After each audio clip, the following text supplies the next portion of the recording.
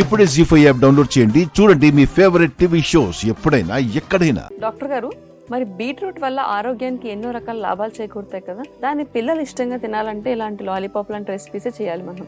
ఆ రెసిపీ ఏంటో ఒకసారి చూద్దామా? తప్పనిసరిగానమ్మా. పిల్లలకి లాలీపాప్ లాంటి ఒట్టి పంచదార, అందులో కొంచెం స్పైసీగా ఉండాలంటే కొన్ని కలిపేసేదో పెడుతుంటారు.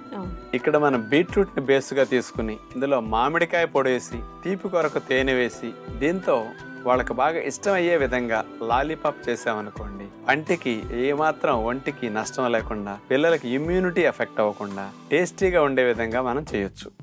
వాళ్ళకి ఇష్టమైన ఐటమ్స్ మనం ఇవ్వాలి, కానీ ఆరోగ్యకరంగా చేసి ఇవ్వాలనే కాన్సెప్ట్ కోసం చూపిస్తున్నాం.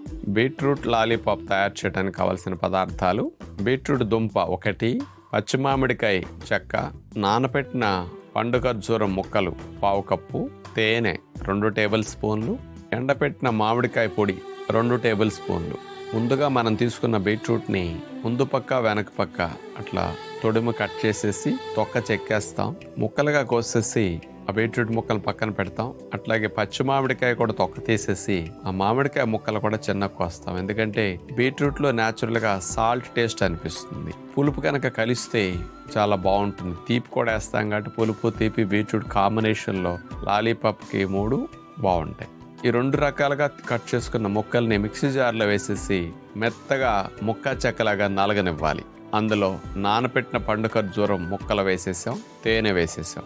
ఈ 2 వేసేసరికి ఖర్జూరంలో ఉండే తేమ వల్ల, తేనె వల్ల పేస్ట్ లాగా అయిపోతుంది బీట్రూట్ అంతా కూడా. పొయ్యి మీద ఒక చిన్న పాత్ర పెట్టి అందులో ఈ బీట్రూట్ పేస్ట్ అంతటిని వేసేసి సన్న సెక మీద కదుపుకుంటూ వేగనివ్వాలి. ఆ బీట్రూట్ లో నీటి శాతం అంతా తగ్గి దగ్గరకు రావాలి, పాకం లాగా. చూడండి, గరిటికి గిన్నె కూడా అంటుకోనట్టుగా అది రావాలి. హల్వా మనం చేసుకునేటప్పుడు చూస్తాం కదా ఎలా ఉంటుంది, సేమ్ ఆ రకంగా వచ్చేటి ముద్దలాగా దగ్గరకు రానిచ్చాక ఆ బీట్రూట్ ముద్దను తీసుకుని బౌల్లో పెట్టుకుంటాం.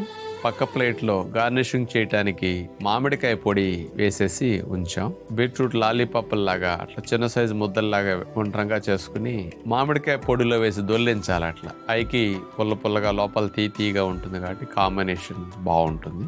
వాటిని మామిడికాయ పొడిలో రోల్ చేసేసి ప్లేట్లో పెట్టేస్తాం. పైన టూత్ పిక్ ఒకదాన్ని అట్లా గుచ్చేస్తే పిల్లలు నోట్లో పెట్టుకుని చప్పరించడానికి బాగుంటుంది అనమాట.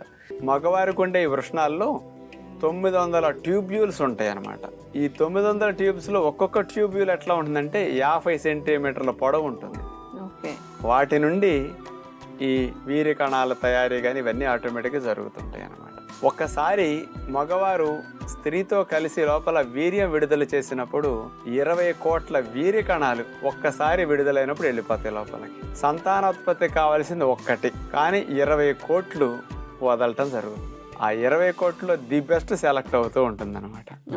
అట్లాగే ఆడవారికి కూడా ఎగ్స్ రిలీజ్ అయినప్పుడు ది బెస్ట్ ని సెలెక్ట్ చేసుకుంటుంది. అలా ఉంటుంది మెకానిజం. ఒకసారి వీర్య కణాలు గర్భాశయంలో వదలబడిన తర్వాత 2 రోజుల వరకు సుమారుగా మాక్సిమం జీవించగలుగుతాయి.